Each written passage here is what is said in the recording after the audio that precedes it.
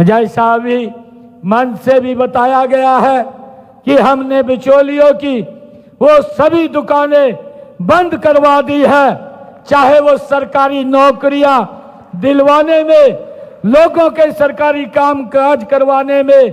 भाइयों, वो ठेका लेने का काम करते थे और ये बोलते थे कि अगर आपका काम नहीं हो रहा तो मैं आपका काम करवा दूंगा। इस प्रकार का भ्रष्टाचार करने का काम जो 2014 से पहले होता था, इन 10 वर्षों के अंदर आज उनकी दुकानदारी के ऊपर ताला लगाने का काम अगर किसी सरकार ने किया है तो वो भारतीय जनता पार्टी की सरकार है। भाइयों, उन लोगों की दुकानदारी बंद करने का काम किया है। मुझे ये बताते हुए खुशी हो रही है कि हमने दूसरा बड़ा काम योग्यता के आधार पर युवाओं को नौकरी प्रदान करने का ये कार्य किया है। मैं आपको याद होगा कि पिछली सरकारों में कैसे लिस्टें जारी होती थी। लिस्ट से पहले ही अखबारों में सुर्खियों में आ जाता था कि भाई फलाने मंत्री का बेटा नौकरी लगेगा, फलाने विधायक का बेटा नौकरी लगेगा। परंतु आज जो लिस्टें छपती हैं, जब परिणाम जारी होते हैं तो अखबारों की सुर्खियों में ये बात छपती है कि उसमें लिखा होता है कि आज फला मजदूर का बेटा हरियाणा सरकार में SCS अधिकारी लग गया है। आज उस रेडी फड़ी वाले का, रिक्शा चालक का बेटा आज हरियाणा सरकार में पुलिस में इंस्पेक्टर लग गया है। ये बातें आज इन 10 वर्षों में हमें अखबारों में लिखने को, भाइयों, देखने को मिल रही है। परंतु उनकी सरकारों में किस प्रकार से युवाओं के साथ भेदभाव होता था, आज मुझे ये बताते हुए बड़ी खुशी हो रही है आप लोगों के बीच में कि उनके माता पिता से ज्यादा मुझे खुशी हो रही है कि आज आप लोगों के बीच में, आप लोगों के चेहरे के ऊपर जो मुस्कान मैं देख रहा हूं, भाइयों, मुझे इसका बड़ा संतोष है कि आज गरीब परिवार का बेटा भी आज बिना पर्ची, बिना खर्ची के, भाइयों, रोजगार में लगा है। जब हम पहले देखते थे भाइयों किस प्रकार से भाई भतीजावाद, जात पात और क्षेत्रवाद जैसी अनियमितताओं की, भाइयों, पूर्व की सरकारों में ये भरमार थी।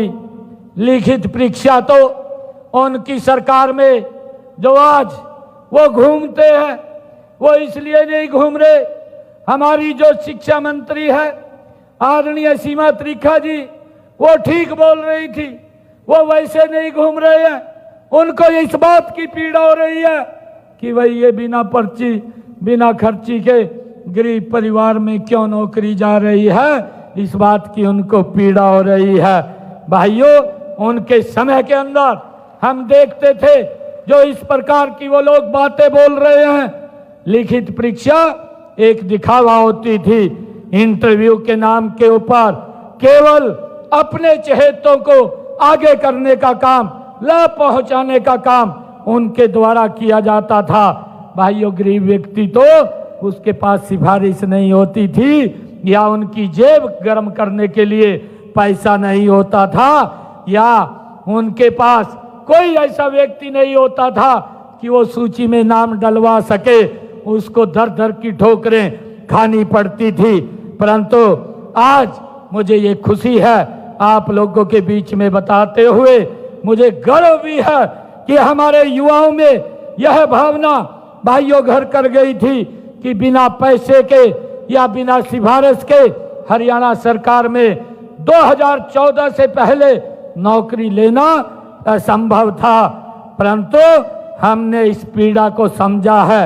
हमने युवाओं की इस पीड़ा को समझते हुए आपको भाइयों पारदर्शी ढंग से नौकरियां देने का निर्णय ये हमारी सरकार ने किया है। आज युवा नौकरी पाने के लिए जुगाड़ की उसको जरूरत नहीं पड़ती। सिफारिश की जरूरत नहीं पड़ती, बल्कि भाइयों प्रतियोगिता परीक्षाओं की तैयारी के लिए आज मुझे जब मैं देखता हूं ये गर्व होता है कि वो किसी विधायक, किसी मंत्री, किसी नेता के चक्कर नहीं काटता।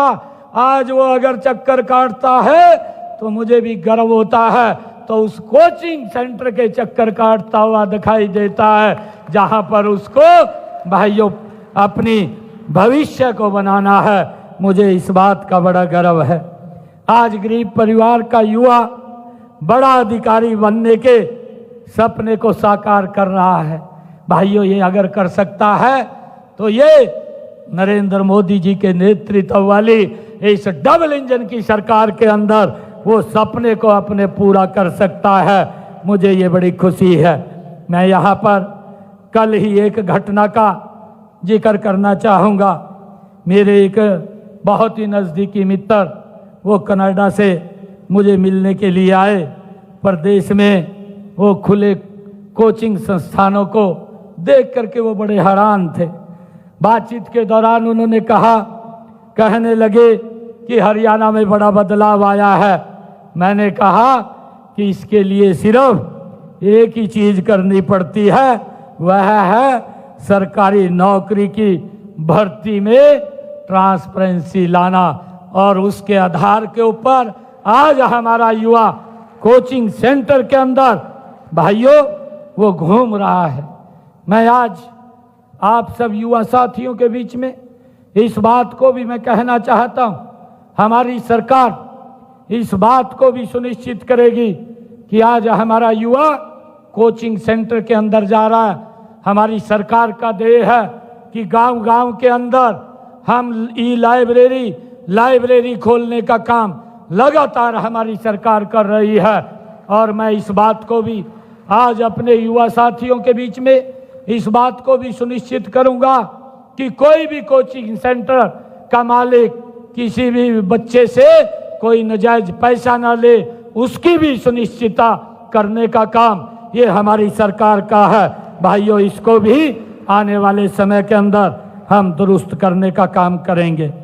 भाइयों मुझे ये खुशी है कि आज मैं जब ये देख रहा हूँ कि मेरे सामने जो युवाओं के चेहरे पर आज चमकते हुए दिखाई दे रहे हैं, वह इस बात का परिणाम है कि हाल ही में हमने पंजाबी भाषा के टीजीटी की भर्ती की है। और आप लोग देखते हैं वो लोग बात तो करते थे, परंतु कहाँ टीजीटी थी। भाइयों जरा हाथ उठा करके मैं पूछना चाहता हूँ, मुझे भी कई बच्चे मिले हैं कि लंबे समय से टीजीटी पंजाबी के जो टीचर्स हैं उनकी हरियाणा में भर्ती नहीं हुई है। मैंने उनको आश्वस्त किया था कि हमने भाइयों बच्चों के एग्ज़ाम ले रखे हैं और जल्दी ही हम उन बच्चों का रिजल्ट निकाल देंगे। आज मुझे ये खुशी है कि आज भाइयों 104 बच्चे टीजीटी पंजाबी के हरियाणा प्रदेश के अंदर पंजाबी को और आगे बढ़ाते हुए हमने इन बच्चों की नियुक्ति की है। इसके लिए भी मैं आप सबको और हरियाणा प्रदेश वासियों को बहुत बहुत बधाई देना चाहता हूँ।